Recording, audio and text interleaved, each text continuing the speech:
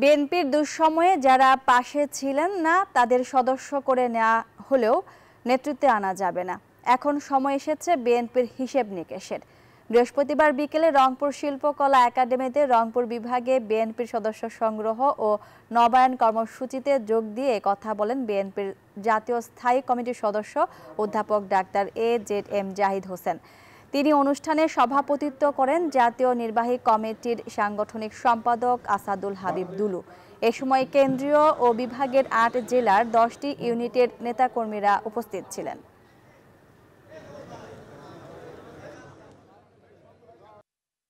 যারা আমরা ইতিমধ্যে সদস্য আছি বা সদস্য হয়েছি বা কমিটিতে রয়েছি, আমাদের সদস্য পদটাকেও নবায়ন করতে হবে। এটি হলো একটা দিক। আর একটা হলো যে নতুন সদস্য সংগ্রহ করতে হবে, মনে রাখতে হবে ১৭ বছরে একবার আওয়ামী লীগে জয়েন করেছেন, আবার এসে আবার ৫ই আগস্টের পরে বিএনপির মিছিলে যোগ দিয়েছেন, তাকে কিন্তু নবায়ন করা যাবে না। তাকে কিন্তু ওই নতুন সদস্য পদ সংগ্রহের মতো আপনার দরখাস্ত করতে হবে।